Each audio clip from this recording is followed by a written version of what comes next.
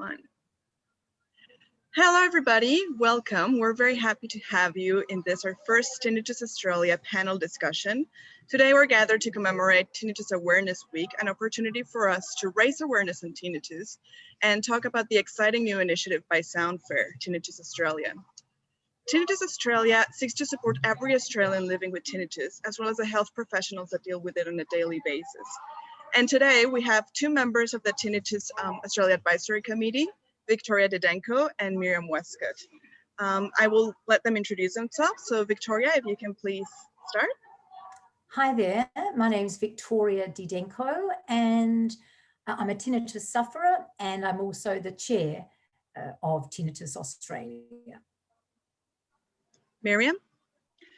Hi, I'm Myriam Westcott and I'm an audiologist who's been working with tinnitus patients for, it would be 27 years now. Beautiful. Thank you so much for joining us today. Today, I'd like to start up with a bit of your personal stories, talking about what got you into this room and what brought you here. So Victoria, once again, I'd love to start with you. If you could please tell us a bit more about your story with tinnitus. When did you first start realizing that you had it? What was your experience like? Well, 7 years ago, an incessant high-pitched sonic ringing arrived in my head and it didn't go away. I was despairing. I went to my doctor. I went to an audiologist. I went to an ear, nose and throat specialist, and basically the outcome from all of them was I was told I had garden variety tinnitus. I had a pat on the knee and told I'll stop hearing it in time, it'll just go away. And I had spent a lot of money.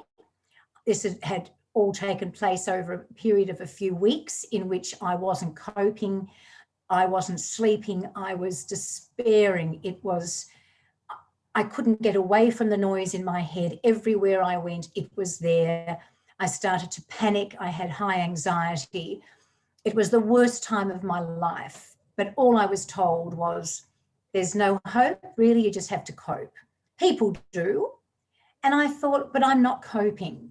And I wasn't given the tools. I wasn't told how to cope. I wasn't told how to manage it. I was just left high and dry with a screaming head. And I just thought, this is unacceptable.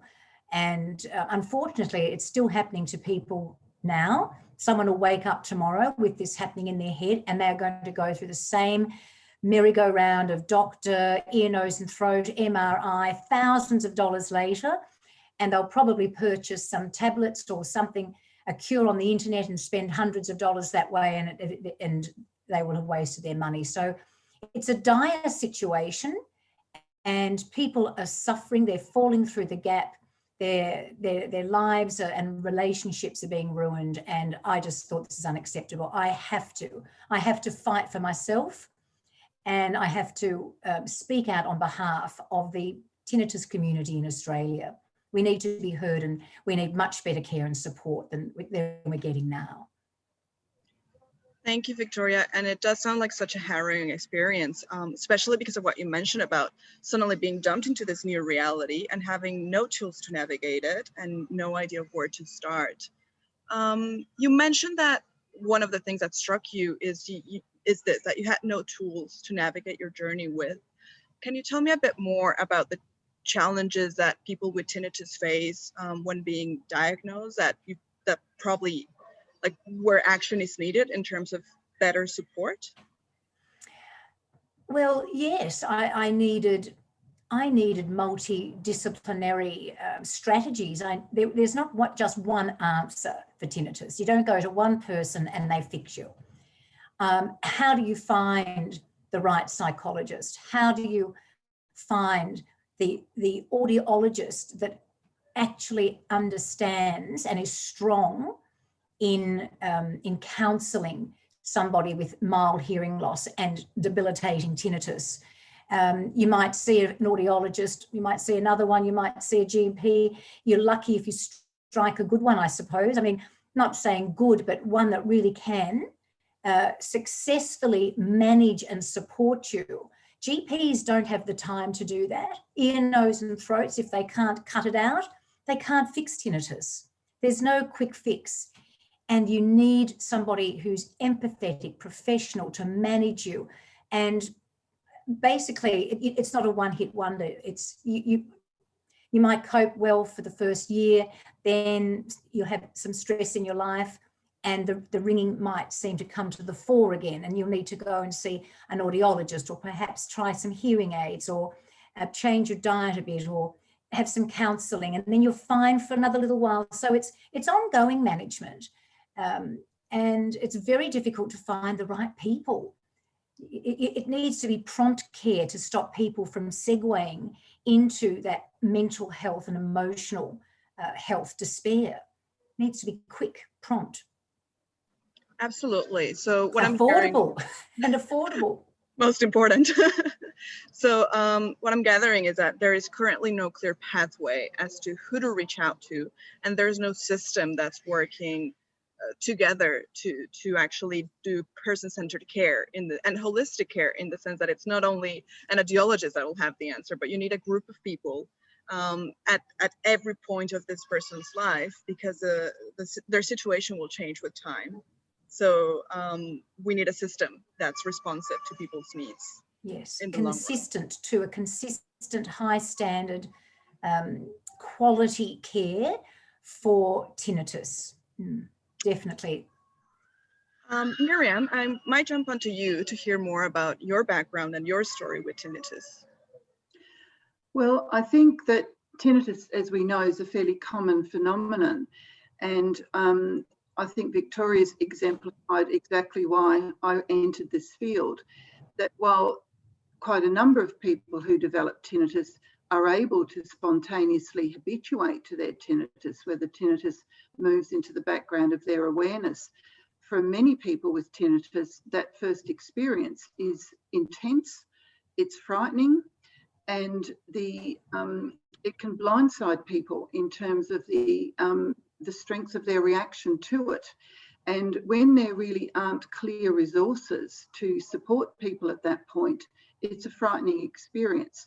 So one of the reasons that we want Tinnitus Australia to become available as a resource is for somewhere where people can go, people with tinnitus and health professionals dealing with patients with tinnitus, to get some quality information straight away, so that people are given information about tinnitus and information about their likely journey with tinnitus. For me as a clinician, when I'm seeing a patient with tinnitus, I'm trying to triage their support, basically. I'm wanting to know, why has this person not been able to spontaneously habituate? What advice and support do they need? Do I need to just sit with them in helping them through the intensity of that initial response?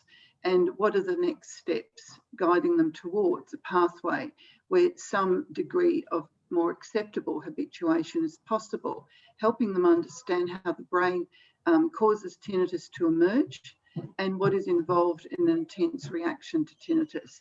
So trying to demystify the whole experience and to provide some clear information about what is going to work, what is needed in terms of guidance and support, and to provide a resource. I think another reason I'm involved in Tinnitus Australia is that there really needs to be a lot more support for clinicians providing tinnitus therapy. As Victoria has said, it's very patchy, the level of guidance and support that is available for people with tinnitus, not just from GPs and ENT specialists, but also from audiologists. There's a real lack of ability to easily become trained in this area.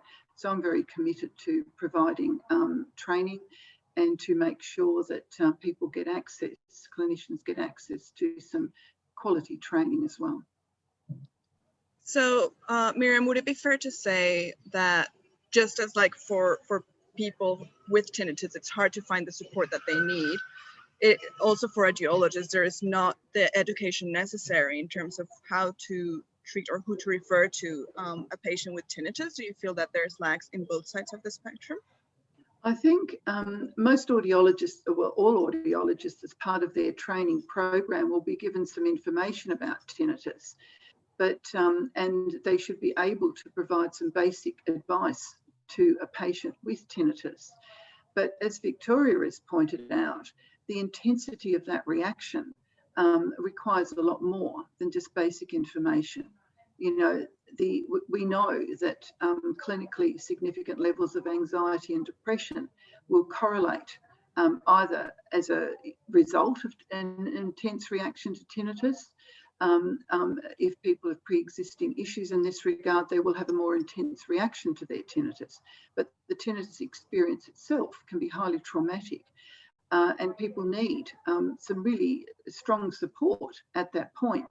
Now, not all audiologists are comfortable or skilled at being able to provide that level of support. And then I suppose it's incumbent on audiologists to know where their counselling skills, you know, start and stop, and to make sure that there are appropriate people they can refer to. I mean, one of the things I always remember when I first went to an international tinnitus conference is talking to people in the UK, and at that stage there was a lot of funding for tinnitus therapy. And I remember one of the therapists saying to me that she trained all the ENT specialists in her area. Just ask the person, is your tinnitus bothering you? Are you distressed by it? And if the answer is yes, she said, I don't want them to say anything at that point. I just want them to refer to me. Because sometimes a well-meaning but short answer to that question can actually cause further distress. So saying to a patient, there is no cure, or get on with it, just learn to live with it or learn to cope with it, is actually invalidating the intensity of their reaction, and is not a supportive comment. And is actually an untrue comment, because while we don't have a way of switching off tinnitus emergence in the brain, there's a great deal that we can do to help support people through their reaction and to put them on a pathway towards tinnitus habituation, which will be unique and for each individual. So again, you know, as a therapist, my role with every patient that comes through my door is, what is it about this particular patient's situation that has stymied a satisfactory level of tinnitus habituation being reached? And sometimes it's the person has never really recovered from the trauma of the onset of the tinnitus. And then it's a matter of looking at that and seeing what resources need to be provided for that person. And I guess you raised a very important point in terms of, like, it goes back to patient-centered care. It goes back to the fact that a physiological, it's not just physiological, there's emotional, psychological, social impacts of tinnitus that also need to be addressed in the same extent as the physiological aspect of it. Absolutely. And yes, and every person's experience of it will be different. So there's no one-size-fits-all approach. That's to right. tinnitus. If you could tell me a bit more about Tinnitus Australia now, and why Tinnitus Australia? How is it different to what's out there, and what does it want to achieve? And that goes for maybe Victoria. Let's start with you. Well, if I may just say, when I had my tinnitus trauma, it took 8 months to find a good counsellor, and it was at Sound Fair, and they helped me a lot. And the CEO at the time and my counsellor, we all realised there isn't a united voice for people suffering tinnitus. There are associations in name that say they do what they do. They say that they're there for the people, but I wasn't receiving that message. I wasn't getting any messages from anywhere. I felt like I was the only person in Australia who was not coping with ringing ears. And in fact, there are 4.5 million people with tinnitus, and I'm not sure of the statistics, but almost all of them at some point in their life will probably suffer depression, anxiety, and mental health issues. And we realised these people need representation. They're suffering out there without any support. and we created Tinnitus Australia to be their voice and to advocate on their behalf, and for me to advocate on my own behalf.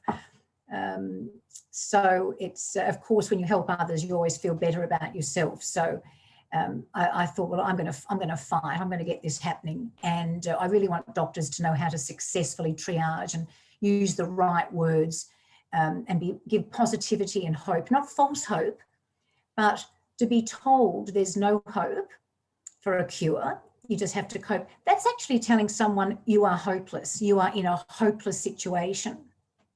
Those words are so powerful. They're almost as bad, and they trigger the tinnitus.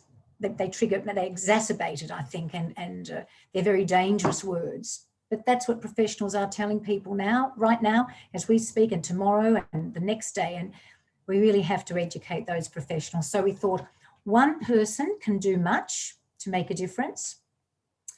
An association can do so much, but a collaboration of associations, professionals, sufferers, doctors, can do so much more. And that's what Tinnitus Australia is. It's a collaboration. It's an alliance of various groups all working hard to help that tinnitus sufferer, the person who's suffering tinnitus. Now, I have to be clear here too. So many people have it and it doesn't worry them. Isn't that right, Myriam? They say, I've got that. Yeah, it's annoying, but, and I think, oh my goodness, you know, for me, it's traumatizing, and for them, it's just annoying, and they're fine with it. And I think doctors just think, well, if some people are fine with it, you'll end up being fine with it as well one day. It's not the case. Look, I mean, the stats will say that 10 to 15% of the population report constant tinnitus, and about 2% are highly distressed by their tinnitus. Again, what we want Tinnitus Australia to be, a resource for everybody with tinnitus, whether people are wanting information about tinnitus, quality, reputable information, whether people are needing more than that, wanting some guidance because they're distressed. We want Tinnitus Australia to speak for all of those people. We, of course, particularly want to support those people who are highly distressed and don't know where to turn. And we want it to be a credible source of information. One of the issues is that there is so much information online that can feed a catastrophic response to tinnitus. I, in fact, had to counsel someone today who rang me about their tinnitus and was reading stuff online that actually made them feel even worse. So I think we need to, you know, just recognise that what is out there for people varies a great deal. Of course, there's some very good stuff online, but there's also some stuff that scares people, and we need to create a credible source of information. And that's another thing that we want to do. We're modelling ourselves, and we have an association with the British Tinnitus Association, which is a very highly regarded group with close associations with highly regarded clinicians and researchers in the UK. So with their blessing and cooperation, we're trying to set up something similar here. So would you say that Tinnitus Australia is seeking to be a centralized hub of information where, like, it's your go-to, you know that the information there is reliable, it's evidence-based, it's not a blog of the page one of Google. It's also an educational source for people wanting to get educated in tinnitus, both health professionals and the community, and also kind of is it also sort of directory in terms of like getting referred pathways as to who to reach out to if you need to? Yes, and I think what we're also aiming to do is to have a list of providers of tinnitus therapy so people know where to turn, and that will encompass audiologists, probably primarily, as well as psychologists and allied health practitioners. That sounds fantastic. Question for both of you. What's needed for this to happen? What do you need for Tinnitus Australia to reach its goals? Well, we need more people to support our work and people who are struggling, if they're aware about what we do, to contact us and to put their efforts behind what we're doing. So to help them and to help themselves and to help others, and strength in numbers, I say, and also money. It's the hearing is not a national health priority in this country. And that includes tinnitus as well, and various other hearing conditions. Teeth and ears, for some reason, are considered not a part of a body, therefore not a part of the health conversation. I don't get insurance for my hearing aids. It's a very costly exercise to have MRIs to check that there's nothing more benign going on in the brain that's causing the noise. It's an expensive exercise, and a lot of people avoid going for help because they're told by that initial appointment with their doctor that there is none, and they'll suffer, and they don't even have the luxury to suffer in silence. So I think it's time for people to make a noise and to make their feelings and their thoughts and demand for the peace and the silence that I think they deserve. So yeah, it's more support and funding and recognition by the government that hearing health should be a health priority in this country. Yeah, I mean, tinnitus often develops in association with a hearing loss. It's considered to be the brain recognising that there is a change of hearing coming from the ear. That is one of the most common reasons for tinnitus to develop. Having said that, there are people with hearing loss who don't have tinnitus and people with normal hearing who do, but it is more likely to be there if there is hearing loss present. And hearing loss is often something that creeps up on people, is notoriously difficult to self-diagnose. It's very common as we get older, to the point where, by the time people are 75, 3 out of 4 people have got a hearing loss. So I think that having much more widespread awareness of the need to have hearing assessed as people age, and more clearer pathways to have that occur without the costs that are typically associated, I think is a really good idea. Yes, as you say, Victoria, more awareness, more understanding, more support. I mean, I certainly hope that Tinnitus Australia is able to become promoted as an entity Australia-wide, because it will need to be. Doctors will, Australia-wide will need to know about it, and that it becomes supported. Victoria, you mentioned that you need people and that there's strength in numbers. How can people get involved with Tinnitus Australia? All they have to do is contact somebody via the website, which is being launched during Tinnitus Awareness Week, relaunched. It was launched about 4 years ago, and we're refreshing the website. We're making it more interactive, more informative. And so all rings Sound Fair Australia. Do you have that number, Lou? I don't have it at hand, but I'll definitely post it with. Okay, right, and just say offer their support. Having said that, I mean, it's not even necessary that people contact us to let us know, because I don't know that there are the facilities to deal with a great deal of queries. I don't know, Victoria, if that is the case at the moment at Sound Fair, but just to know about it, to tell doctors about it, to tell ENT specialists about it, and to use the website, and that in itself is a good. I think one of the really exciting things to me about Tinnitus Australia is that it's a collaborative project and interdisciplinary. So one of the things that I'm really excited about personally is just seeing people from all different backgrounds that have different reasons for being engaged with it and can bring different perspectives into the conversation. And that ultimately it's not one person or one body leading the conversation, but it's really a shared experience in which multiple stakeholders are bringing each of them their expertise to bringing and building this together, a resource that works and actually responds to the needs of people living with tinnitus, their families, and health professionals treating it. Yeah, we're making sure that the advisory group consists of both professionals and people with tinnitus.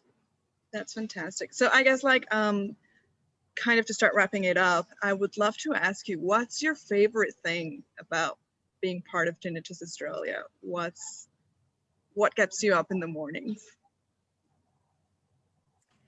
I think it's having the power to be proactive and make that change. If anyone's suffering tinnitus, I'm speaking on behalf because I'm not a hearing health professional. I'm not an audiologist. I'm a tinnitus activist or advocate, and raising awareness and demanding, you know, that this symptom be treated as significant and taken seriously.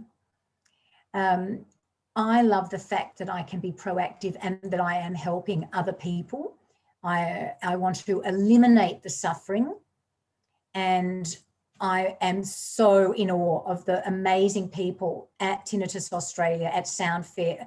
I would say Myriam and the rest of the Tinnitus Australia Alliance, probably the creme de la creme of people globally working in this field.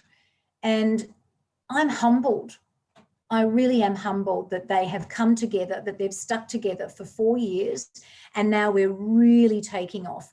We've put a lot of thought and a lot of effort into this, a lot of time, and I'm grateful to have one of the best teams on Tinnitus Australia. They're world class. They really are, the Tinnitus Australia Alliance. And we're passionate and they're compassionate.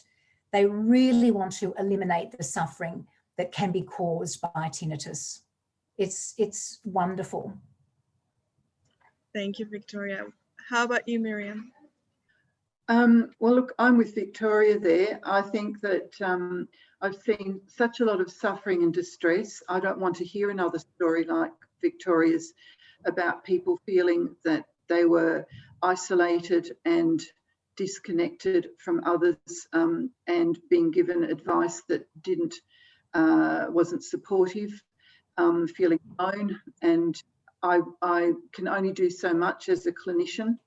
I am very happy to give my time pro bono. I do that quite a lot already, and I'm happy to do this for Tinnitus Australia to get it going and to provide not just support to people with the problem, but mentorship to other clinicians. And I'm very committed to that. So this is a way of being effective and making a difference to a lot of people. And I also think that if we can get people who are in crisis with their tinnitus and they are really despairing, if we can get them promptly to that ethical professional person to help them through that crisis time, it can save them a lot of money as well, because they're not trying, seeing this one, that one. It can go on, and when you're not getting the right help, it actually exacerbates the despair and the anxiety. So you know, it's that affordable, ethical, professional. We want to put cotton wool around that person in crisis with their tinnitus, and help them and to a place where they're at peace. They may not experience silence, but the ringing, the noises in their heads will not trigger those feelings of anxiety and despair. They'll be calm, and it will sit comfortably in their being. It's a very important outcome we would like to achieve at Tinnitus Australia. Absolutely, that's beautiful. Well, thank you both so much for your time today. I don't know if there's anything else you want to raise before we wrap it up for the day. I just want to thank you so much for giving us this space and airtime. I really hope whoever's watching this or listening to it, if they're a professional and they're passionate about tinnitus, they're concerned for their clients, and they feel they would like to be able to offer something, please do use the website, use our information, and if anyone really does want to help in some way, to contact the office, and we would welcome a conversation with them. Yes, I'd like to put out a call for clinicians, no matter what sort of clinician they are, audiologists, psychologists, GPs, ENTs, people that would like to deepen their understanding of how they can better support people with tinnitus. Certainly do get in touch with Tinnitus Australia, because we are aiming to provide training programs, webinars, etc. And we would very much welcome a list of providers and to provide training. Thank you so much, Victoria and Myriam. So yeah, for anyone interested, the website is www.tinnitusaustralia.org.au. We'll link it on the video, below the video. You can find us as well in social media, Facebook, Instagram, LinkedIn, and Twitter. And also make sure to follow Soundfare, as Tinnitus Australia is an initiative from Soundfare, so we're working closely together to make this a reality. Thank you so much, Myriam and Victoria. And we look forward to hearing more from you. And comment below, everybody, with your thoughts and ideas, and we'll absolutely get them on board. Great. Thank you, Lou, for the opportunity. Thanks.